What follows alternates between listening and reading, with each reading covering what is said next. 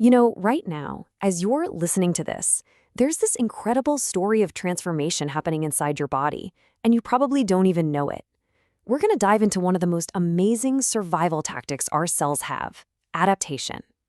So let's just start with the big question. Can your cells, the literal building blocks that make you, actually change their identity just to survive a hostile environment? The answer is a huge, resounding yes. And this wild process is called metaplasia. Okay, so at its heart, metaplasia is basically your body's clever solution to a really tough problem. See, when a part of your body is facing constant stress or irritation, it's not like it can just pack its bags and leave. So it adapts. It pretty much decides, well, if we can't beat this stress, let's just change the tissue so it can handle it better. So what exactly is it? Well, metaplasia is a process where one kind of mature, specialized cell gets replaced by another type. But what's really fascinating here is that this whole thing is reversible. It's not a one-way street. If you get rid of that source of irritation, the tissue can often change right back. You can think of it like a strategic, temporary defense mechanism. But how does this even work? It's not like one cell just magically morphs into another. Nope.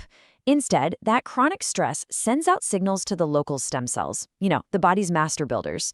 These signals basically reprogram them, saying, hey, the cells we're making right now, they're not cutting it. We need a tougher model, stat.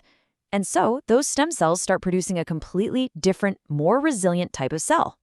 Now, this cellular transformation, it generally follows two main paths. First, you've got epithelial metaplasia. This one affects the cells that line our organs and cover our surfaces. Then there's a mesenchymal metaplasia, which is a much deeper change affecting our connective tissues, like the very framework of our bodies. We're going to take a look at both.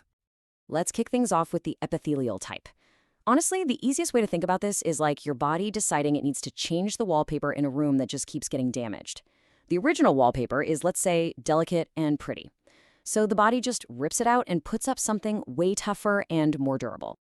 A classic and pretty powerful example of this is what happens in a smoker's lungs. The airways are normally lined with these delicate, column-shaped cells that have tiny little hairs called cilia, and their job is to sweep out mucus and gunk.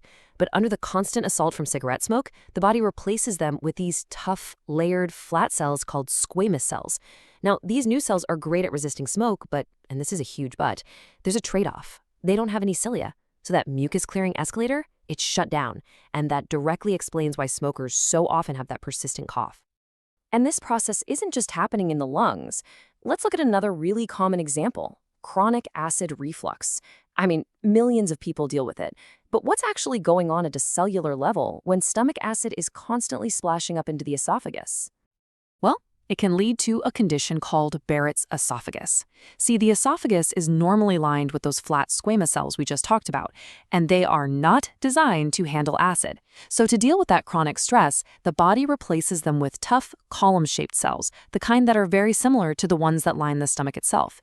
It's a pretty logical adaptation, right? Fight acid with acid-resistant cells.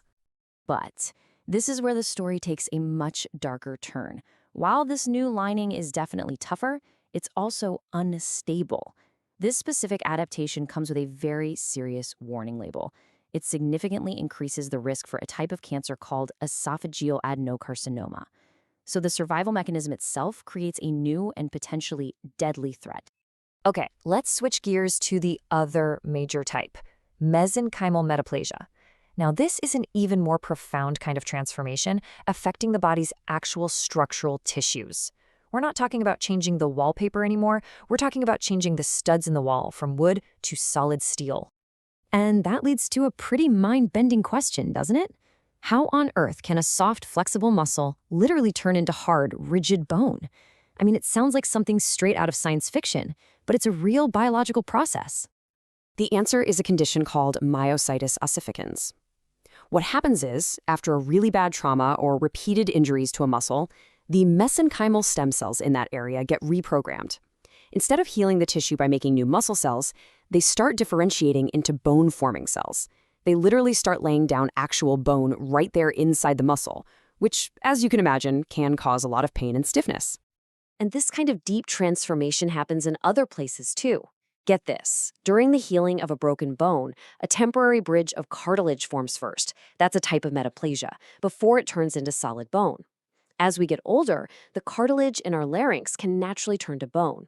And maybe the most alarming is a condition tied to aging and diabetes, where smooth muscle cells in our artery walls can transform into bone-like cells, contributing to hardening of the arteries.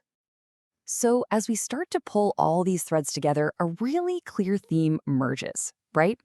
Metaplasia isn't just good or bad, it's a total double-edged sword. It's a brilliant survival strategy that sometimes comes with a really, really high price. And this slide really gets to the heart of the matter. On the helpful side, metaplasia is absolutely essential for healing a broken bone.